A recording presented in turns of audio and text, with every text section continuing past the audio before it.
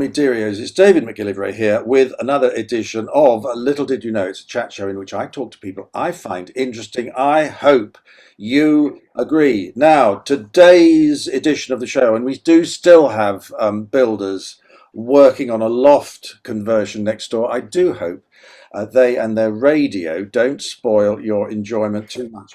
Today's edition of the show sort of hinges on this issue of this magazine, QX International, and it's from 26th of November 2003.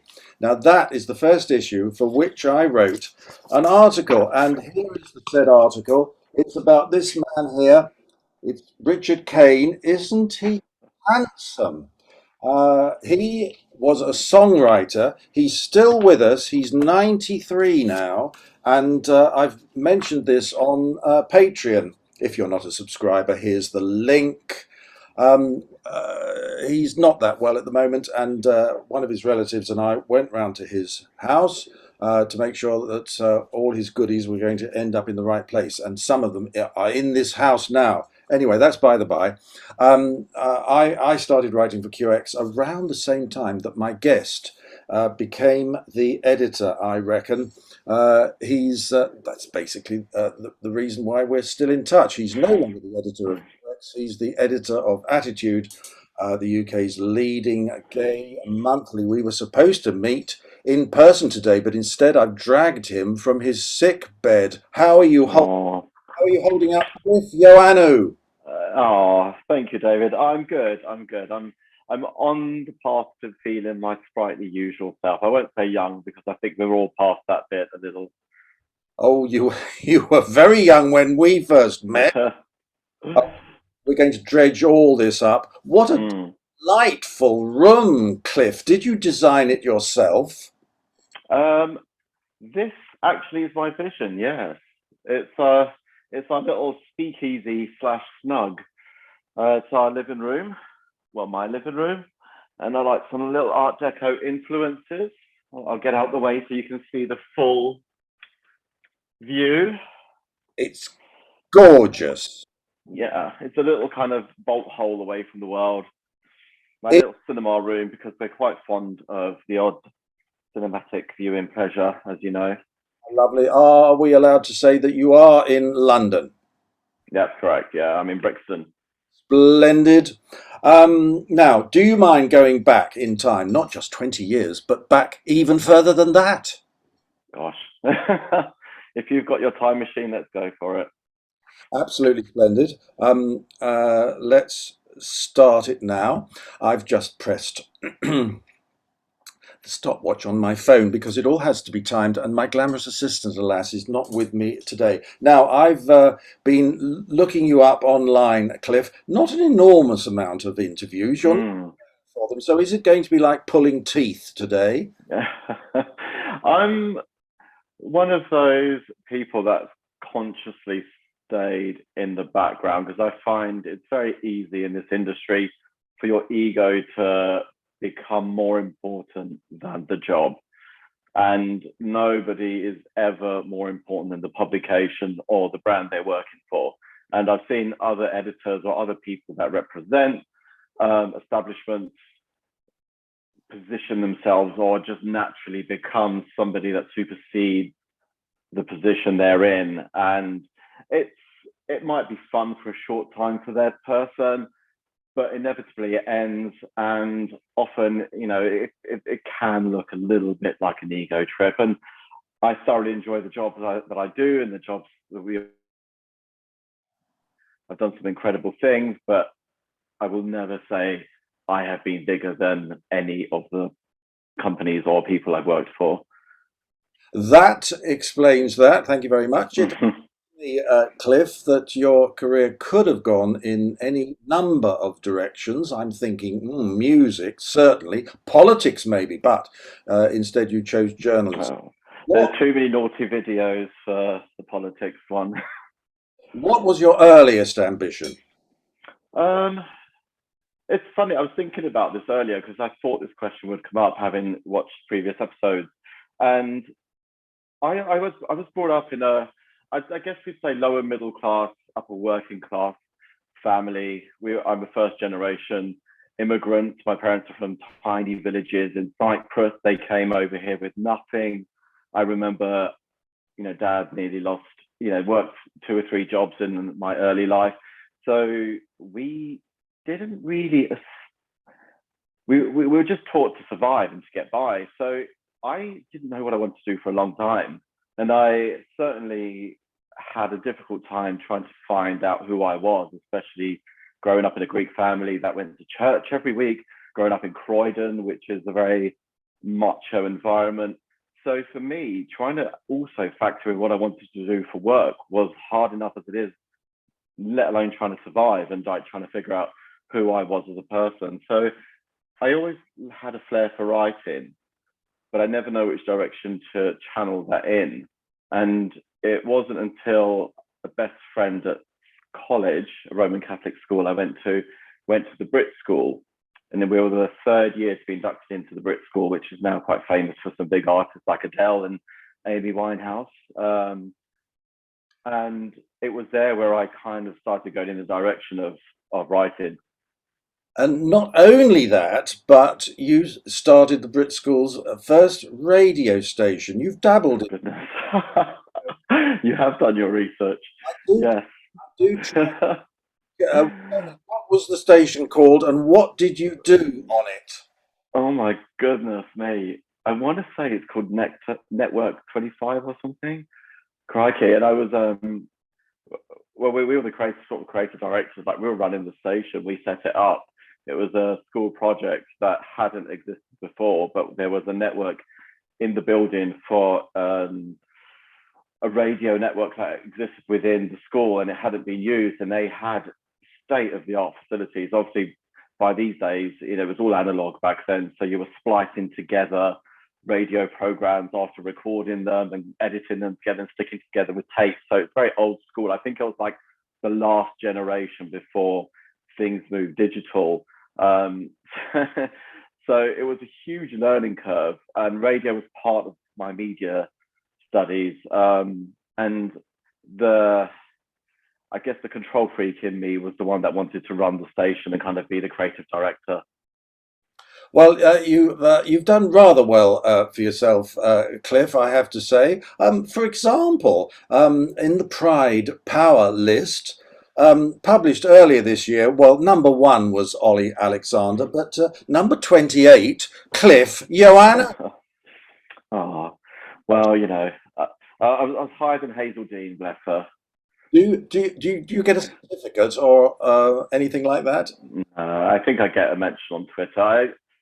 Again, it's lovely to be recognised. It's a great thing, and but I genuinely, it's not one of those things. I don't look at the list every year to see where I am. It's flattering, but it's not one of those things I then go shouting about. I feel like if somebody had taken the time to consider me and promote me there, again, it's one of those situations where I'm not entirely comfortable with sitting there and taking the accolades. Come on, enjoy it. Now, Yeah. I can't believe you're so old. I'm just here for the free drinks, David. That is actually true. Yeah. Going back in time to when we had bits of tape and it was joined together with sticky tape and things like that. Mm. At a time when the gay scene was very different to how it is now. So a lot of publications, a lot of venues. The free gay press had just arrived in around 1992. Now, here's something you may not have seen for a very long time. Wow. Yes, indeed. That is the first copy of something that was then called MX, became QX. How did you come to edit it, Cliff? Goodness me. Well, I'd finished university in 1998, and this is going to be an abbreviated story because we only have so much time. But I finished university in 98, 99. And decided to go and pack my bags and went backpacking through Southeast Asia and to Australia and got up to lots of naughty things and essentially discovered my sexuality. and embraced it, I should say, and then came back and went into media PR. I basically took the first job I could get, which was working in public relations for a media agency. Worked with some terrific people. We did some incredible work working for Sony. We helped rebrand Notting Hill Carnival after a series of disasters where they had some very bad news headlines. And I had a terrific time doing that for 2-3 years. And then suddenly, when after a trip to San Francisco, which was quite eye-opening, I came back to London and said, this is not what I want to do. I'm a creative person. I should be creating my own words, not reselling somebody else's creativity. And then I started freelancing for a lot of the gay press, majority of the gay titles I worked for at some point, just doing odd articles here and there. And QX was obviously one that was close to my heart because the London magazine from a London boy. And I had virtually been to every single nightclub in town by that point and knew the promoters of my own accord, not necessarily through QX. So it just seemed like a natural fit to start reviewing clubs. And that's how it started. Now, this is a guess. This is a guess, but you tell me if I'm correct. Did you have it in mind in any way to make QX more respectable? Because it was well known. I can't show you much of this, otherwise we will be banned from YouTube. That's the mere that's the flash of what used to be at the back of the magazine. Well, yeah, it still was actually. And it's funny because my parents didn't know what I did for a good few years. And I was editor of QX. So I was offered the job as editor of QX after freelancing for a couple of years. And my parents had no idea what I did. And partially was that because they never asked. And secondly, because of the male escorts in the back with all their, dangly bits hanging out all over the place. And it was pre-internet as well, so they couldn't really find out unless they were very clever.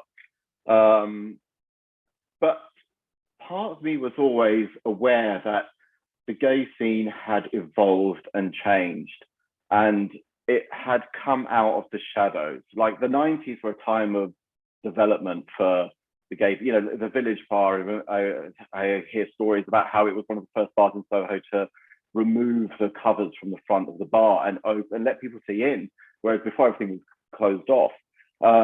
And the 90s were very much a time to fight back against AIDS and HIV and the discrimination that brought, and Section 28. And then by the end of the 90s, that revolutionary aspect had kind of started to settle down.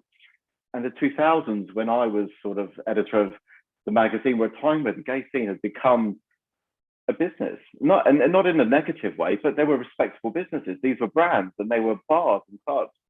So I felt like the magazine had to evolve. Well, we're going back now again to the first issue of QX that I wrote for, and it was at a time, 2002, when there were 150 gay venues in the whole of London, 50 alone in London's West End. Very, very different to the way it is. Do you feel that the gay scene in London is now a shadow of its former self, Cliff? If you're looking at the numbers, you can describe it that way. But we don't just look at numbers, because that's a very kind of, that's very egalitarian, a very strict way to look at any form of human interaction. Things change and evolve, cities change and evolve, and movements develop, and things have shifted to Margate now. Margate has a thriving gay scene. Things have moved out of London, and Manchester is an incredible place to go and be gay now, and they have more gay clubs than ever before. So I feel like the diaspora's moved and spread out across the UK. It's not so London centric, but people gravitated to London before because they couldn't stay local. But do you miss the old? You said you took full advantage of it. Yeah. Well, I mean, there were in its heyday, I would say circa 2003 to probably the early 2010s, you could easily go out on a Friday night and not come home until Monday and not leave the club. You go from club to club to club to club. That's no longer the case, inevitably, because 24-hour licensing was introduced across the UK, well, across England and Wales, I imagine. I think Scotland followed shortly after, and then there was this burst of nightclubs that opened all hours, and everybody indulged in that. The apps changed things, but also people's habits changed. I loved it. I was in the middle of it. I could walk into a club and have a great time on the dance floor, and the Joe public would know who I was because my picture wasn't in the magazine. They didn't know who I was, so I had a great time. I had the benefits of the free drinks tickets and the guest list, but without necessarily, having my face plastered everywhere. It was fun. Do I miss it? I'm a bit older now. I've done it. But do you miss bringing out a magazine every week? No, no. I don't know how I did that. Obviously, that's a strong element of youthful vigor. I tell you, Cliff, I used to love popping into QX because Mm, it was a fascinating setup. It was in a very small mm, office in Denmark Street, also known as Tin Pan Alley. Tiny office, not many people working there. And mm. I couldn't believe that that handful of people actually managed to bring out a magazine every week. How did you do it? I don't know. I look back and I think it was a lot of it was really genuinely down to the passion that everybody was in there. And you had two people in it. There was only two of us full-time writers, with a couple of three freelancers like yourself and others contributing, a team of writers and photographers who do that a little bit. Um, but it was the smallest team. But we were genuinely, I know people do say this, but all the people we worked with, it was genuinely a family environment. I don't think the staff changed. I was there 13 years in total, and I think everybody who was there when I started, bar two or three people with certain egos, were there when I left. And maybe a couple of people joined towards the end, like younger team members. But that goes to show just how much we pulled together and got through. It seemed so crazy. I mean, good fun. Mm. I mean, what were some of the most ridiculous things going on in that office? You have written about them before, so I know they're not secret. Well, do you know, every day was different and every week is different. When you work on a weekly magazine, and it's free, you don't have to sell the title. So every issue is completely a different experience. You can have a drag queen on the cover of one and a leather queen on the cover of the next issue. So the amount of people just coming through the office on a weekly basis was incredible. So you'd be photographing a bunch of leather daddies one week, and then the next week you could have a trans female model. It really was the proper LGBTQ spectrum. And I think that's what I loved about it so much, because I can't imagine what my life would be had I not been exposed to all these different people. And it really was that variety of the gay scene meeting the community, which is one of the things I wanted to bring into the magazine, move it away from being a steam magazine, actually representing, because we'd become a community by that point. We were no longer confined to bars and clubs. So it's important to do that. And then on top of that, we had the escorts come in and out, booking their adverts. So that was always entertaining and rather, it wasn't hard to look at, either. It was like pleasing on the eye.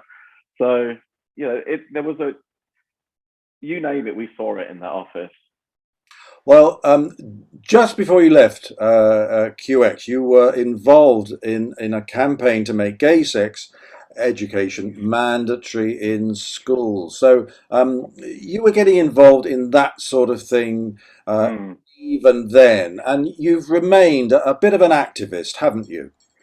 Yeah, well, I feel like everybody, I feel it's hard to do this job and not be an activist in some way. I mean, I'm not Peter Tatchell. I'm not tying myself to a homophobic presidents who are punishing people and ostracizing communities.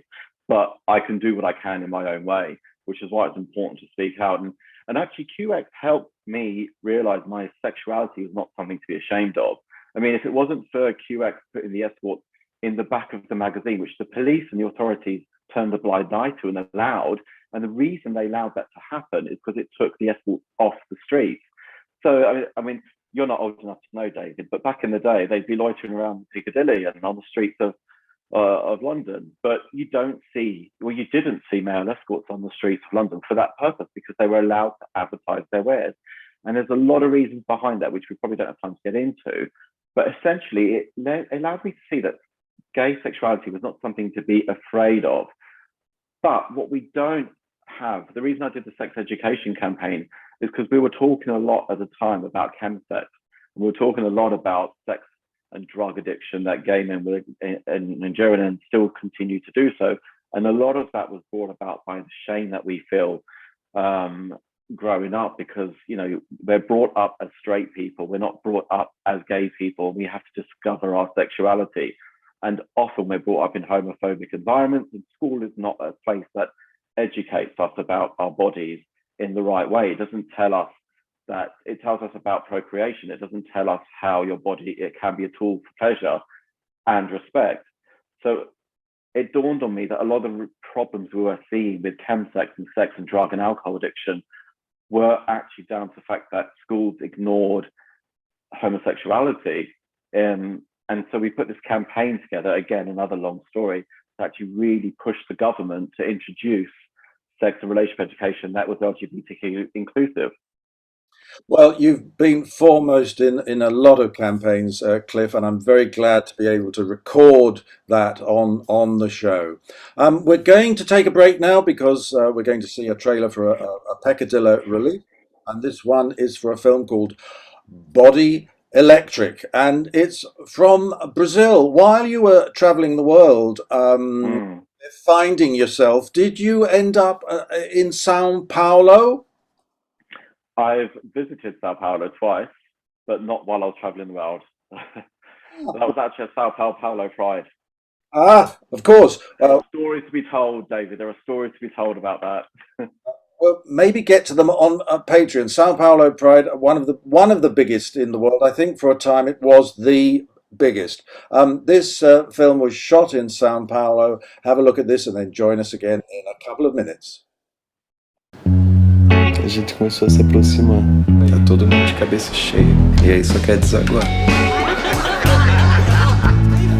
Nossa, eu tenho sonhado muito com mais esses dias. Como eu penso muito, às vezes eu preciso descarregar. Ah, meu amor, tem muita bicha no mundo. Tu acha que na fábrica tem só vocês dois, bem louco?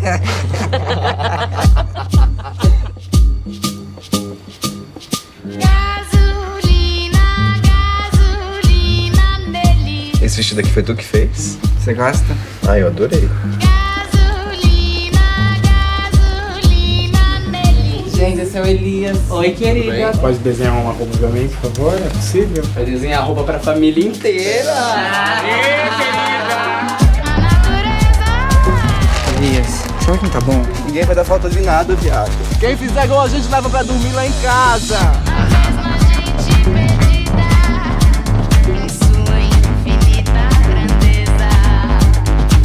Você gosta de trabalhar aqui, Elias? Gosto.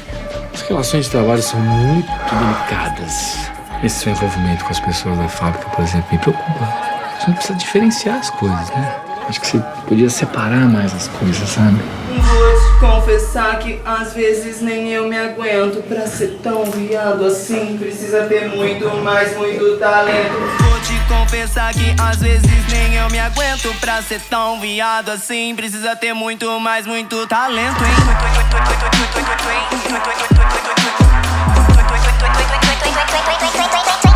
Talento, hein?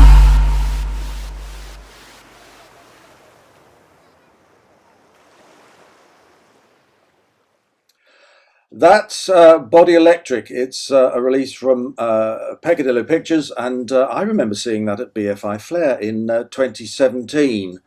And the director came on stage after the film, and he caused great amusement by telling us that the drunk scene, which is wonderful in the film, was entirely populated by actors who were completely bladdered.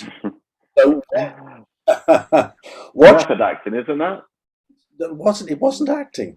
Watch out for that. This is David McGillivray, and my guest on Little Did You Know this week is Cliff Joannou, now the editor of Attitude, the UK's leading gay monthly. Cliff, you joined Attitude in 2015, around the same time that the Attitude Awards were launched. So it was a time when Attitude was changing.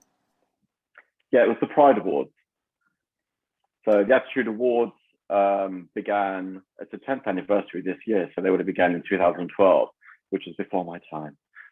So I joined in 2015, and Matthew Todd, the great Matthew Todd, who is the most famously known as the author of Straight Jacket, a terrific book which touches on a lot of the themes that we talked about just before, about drugs and sex and alcohol addiction. He was the editor at the time, and I'd known Matthew for a few years, and we clicked so well because, again, Matthew was somebody that was really passionate about bringing in an element of responsibility into the job that we have. So it's, you know, and what I loved about Attitude is, and something it doesn't get credit for, is that it really is that the epitome of that phrase, never judge a book by its cover. Because, you know, we sell Attitude through, you know, the famous celebrities on the cover, but once you turn the pages, I mean, you've written for us recently as well. Once you turn the pages, there are stories about everyday people. In the next issue, which will be out, I think, when this podcast airs, we have a story about a dad who adopted 6 disabled children, a gay man who has turned his life into helping other people. So often you invite people in through these glitzy covers and you tell these real life stories. And that's what we did with the Pride Awards, because Attitude had this platform which was famous for the Celebrity Awards, and we wanted to use the Pride Awards to actually celebrate 10 everyday heroes who perhaps don't get the recognition they deserve for having gone through something traumatic in their life, but then turned that around to help other people. Well, you're also responsible, Attitude, that is, not only you, because some of this happened before you joined the magazine, but you're responsible for a lot of notable firsts. And I want to talk about some of your famous cover boys. Now, some of them were cover boys before you joined Attitude, but they're very important people indeed. For example, 2005, Tony Blair is the first Prime Minister on the cover of a gay magazine. David Cameron obviously thought, well, if it's good enough for him, I want to do it too. He did it in 2010. And then, I know you weren't responsible yourself, but in 2016 there was this amazing coup, the first member of the royal family to appear on the cover of a gay magazine. So can you tell me, Cliff, how did it happen? How many years did it take to sort that one out? Well, that, again, Matthew and then managing director Mike were in touch with the palace for a long time, and discussions were ongoing, and they were trying to find a way of bringing in the royal household to talk and embrace LGBTQ people without it being a PR statement, as it were. So for them, they wanted it to be something organic and natural. They didn't want to be William, the Duke of Cambridge, like doing an interview about himself and his opinions. So actually, I mean, they'd been in discussion for about 2 years, and then when I joined 2015, we'd been working on it for about a year before it happened. But we decided that the Duke should meet 10 LGBTQ people and connect to their bullying campaign. So the message was very much about why nobody should be subject to bullying because of their sexuality or gender identity. And it worked phenomenally well. I mean, it resonated around the world. It's the first time anybody from the royal family had acknowledged or spoken out in support of the community. And it led to, I think it was a year later, we celebrated Princess Diana's 20 years since she shook hands and went to visit HIV and AIDS victims at, I think it was the Mildmay Hospital.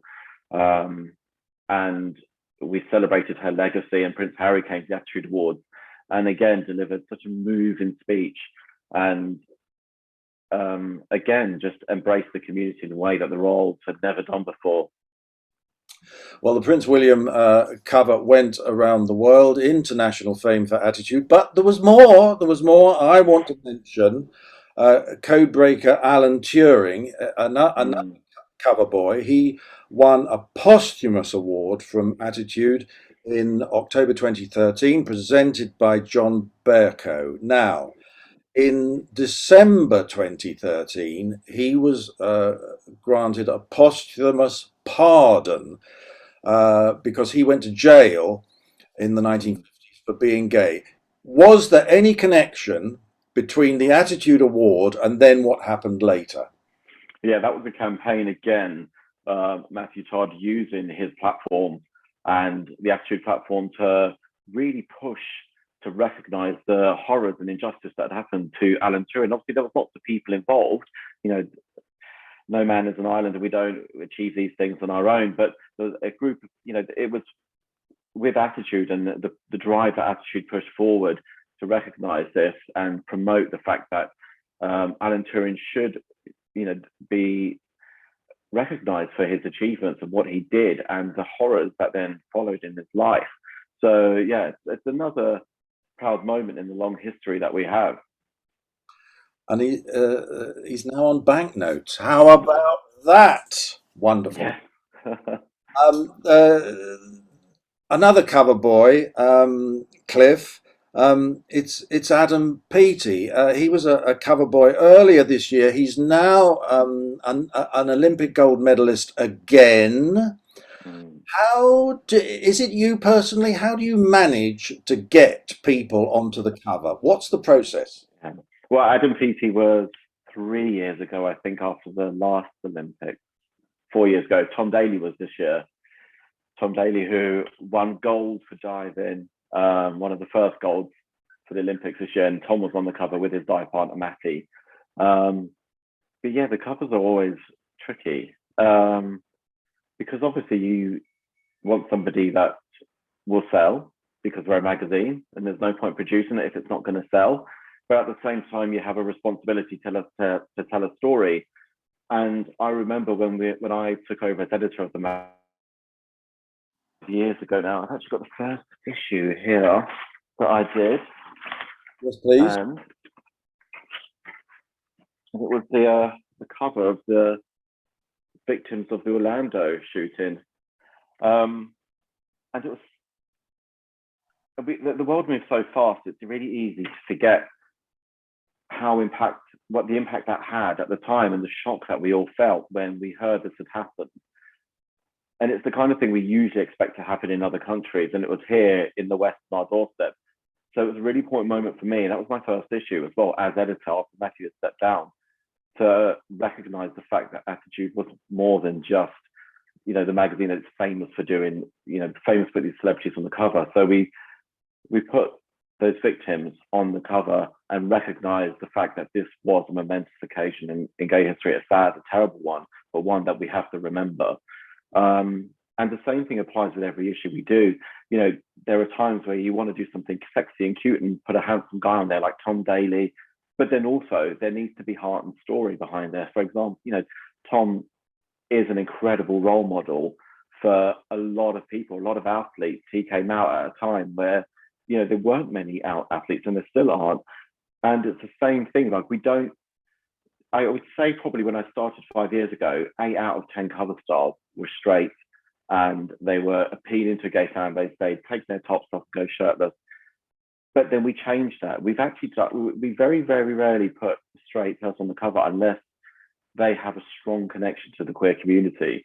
We need to have a message on there. And I think that's what we aim to do. And I hope we do it well, in that we try to be representative and diverse more than had been in the past. Well, you've alluded to this all the way through this half of the show, Cliff. It's the fact that Attitude has changed a lot since you joined the firm. Now, it's broadened its scope. That's another thing. Now, is it fair to say that anyone picking up a copy of Attitude today, and here's the August issue, somebody picking that up might not recognize it from the Attitude they knew? I think we have a lot of loyal subscribers. We've got people who have been reading the magazine for 25 years, 27 years, since it started in 94. So I think anybody that's followed Attitude throughout the time, for them, it would be an organic progression.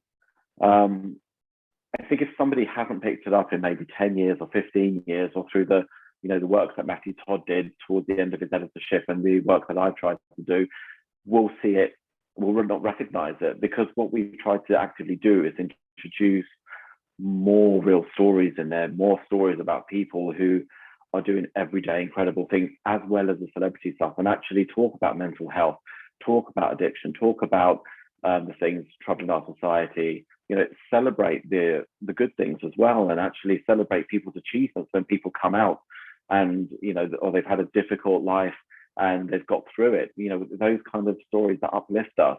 And one of the things we do with our interviews is to get into the details of what is it like to be a queer person in the world today. So I feel like, yes, if you were to pick up that magazine and you hadn't seen it in a while, you wouldn't recognize it. But that's just a natural progression, because as our readers have got older, those loyal readers who have been with us for 25, 27 years, they were reading it when they were 18, 25 years ago. They're now in their 30s or 40s or 50s. So the things that interest them are naturally going to grow and change as they get older. So I think the magazine has grown and changed and evolved as our readers have grown. Now, here's a tough question for you, Cliff. As we've said earlier on the show, the gay scene is changing. Of course, it's always changed, but it's changing more rapidly now.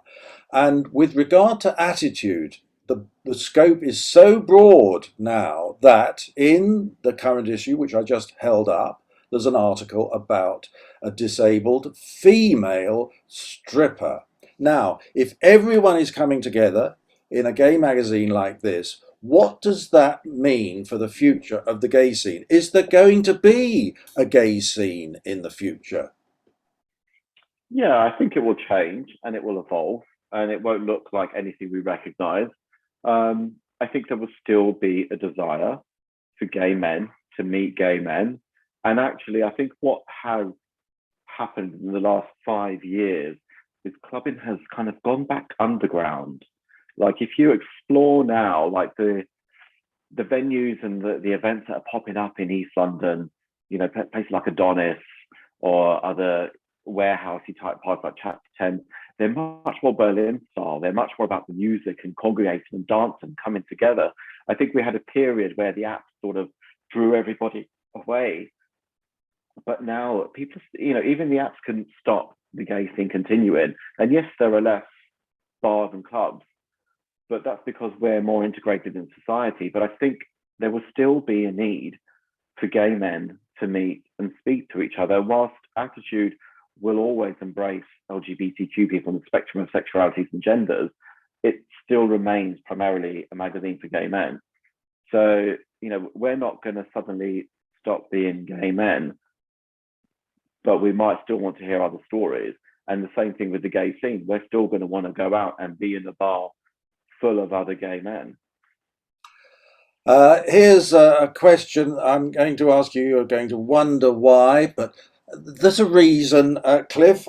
Somebody else got an award this year. I hope I've got this one right this time. Why did you give an award to a man called David Paisley? Because he deserved it. David's an incredible figure. How do I summarize this and do it justice? Gosh. There's been a growing division in society between the hardened feminists who want to not include trans women in the community and not include trans women and recognize trans women as women. And the two sides have become it's become such a messy situation. And essentially, you're talking about such a small, tiny minority of the population. It's probably 50% of it's probably less than 0.5% of the population recognize themselves as trans women. It's such a small minority. They're such a vulnerable group. They don't have people to stand up and speak out for them as vocally as the vast amount of vociferous TERFs, we call them, trans exclusionary radical feminists, who want to just push them and marginalize them and strip them of their rights and deny them their identity. And it comes down to the very simple question is like, how can you deny someone's humanity? Like, where is your humanity? David Paisley is somebody who has taken it on himself because he grew up with a mother who is a very strong feminist, and he grew up understanding, respecting, and loving women and womanhood. And his journey has been one that he sees trans women as being so marginalized and pushed to the edges of society and trodden on and just attacked at every moment they can. You know, the media love to get anti-trans people on, and they never include trans people in the conversation. Trans women are excluded from the conversation. Trans women are talked about but not talked to or talked with. Whereas David has stood up for trans women and their rights and really provided a voice as a gay white male, saying these people have to be listened to. And LGBT glitterati is what you should Google if you want more information. And here's an interesting thing, Cliff. David Paisley used to be an actor, and we're both in this film. And it's a Peccadillo release. Well, that's David still acts. David is in it's a BBC Scotland drama, River City. That's the one. Splendid. That's the end of the plug. Let's talk about lockdown. Gosh. What was Attitude Pride at Home? That was a digital festival that was conceived by our team. Essentially, at a time last year, it became very apparent. I mean, we had all these false hopes, didn't we, at the beginning of lockdown? We thought it'd be 6 weeks or 5. We never imagined in our lifetimes it would still be going on in one way or another. And it got to May, and it became very apparent that things weren't going to go back to normal anytime soon. And Pride was threatened. You know, Pride was not going to happen. Pride was shut down in cities around the world, and it's the first time in 50 years. Ironically, it was the 50th anniversary of the first Pride last year. So sadly, it also coincided with COVID. And what better way to keep the spirit of Pride alive than through the modern way of communicating, which is digital. So we created a digital festival featuring readings of people reading from famous gay books or poems. We had drag queens lip syncing, obviously. We created a whole program that ran for 10 days and continued this year as well, because it was such a huge success last year. And the whole idea was that it was Pride celebrated at home, because we believe that Pride should not be denied just because we couldn't gather in the streets, but we could still gather digitally. Oh, that's nice. And another project I wanted to talk about is a BBC Three program. It's called Glow Up. So tell us what it's about. Gosh, it's actually, initially when they approached us, I'm so far away from being able to talk about makeup. I was like, well, how am I going to do this? But they wanted us to do a makeup special with Attitude. And we thought, okay, we'll profile male makeup, which is a growing industry, because why can't men wear makeup? And they approached us, and we set a challenge, and we were featured in one of the programs. And actually, when I did my research and I started watching it on BBC Three, it's fascinating. It's like watching Bake Off or watching Sewing Bee or watching, you know, I can't remember what it's called now, but the one where they create the flowers together. You think, why am I interested in that? But you sit down, you watch it, and you recognize the artistry that goes into their creations and the work they do. And I sat there with my housemates watching it, none of whom are particularly inclined to watch a makeup program. And everybody, by the end of it, was just glued to the screen and just in awe of what these young kids were creating. So Attitude's involvement, as I was actually quite proud for us to be involved in that moment. And myself, I was on there judging with the other judges. It was quite a thrill. What have you learnt about male makeup, Cliff? And can we expect you in any? No, I've worn many a wig on my time. Just a scroll through my social media will reveal the wedding dresses and the wigs that I've worn. And the one wig in particular, which makes a frequent appearance, I've learnt that big curls hoisted up here are my look. But yeah, makeup just sort of slides off my face. Being an oily Greek Cypriot that I am, it just sort of starts here and just ends up down here. So I couldn't tell you anything about makeup, unfortunately, as much as I've tried to do it.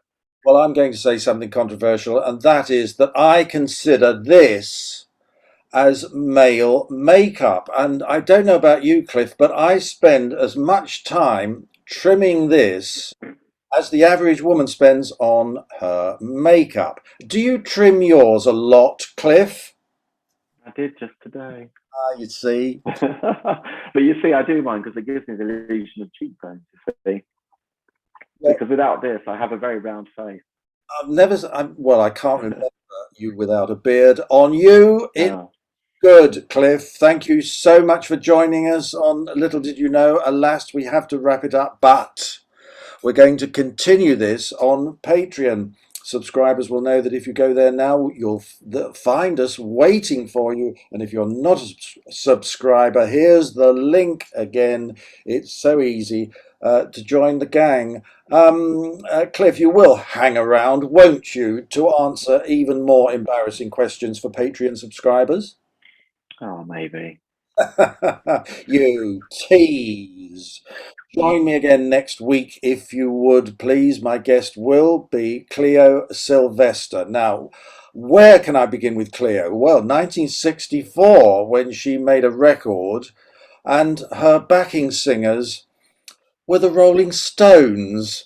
So that's quite an achievement, isn't it? Since then, she's had an absolutely wonderful career in films, TV, and in theatre. And I talked to her while she was appearing in Under Milkwood at the National Theatre. Join me then for that discussion. Until then, this is David McGillivray saying, mwah!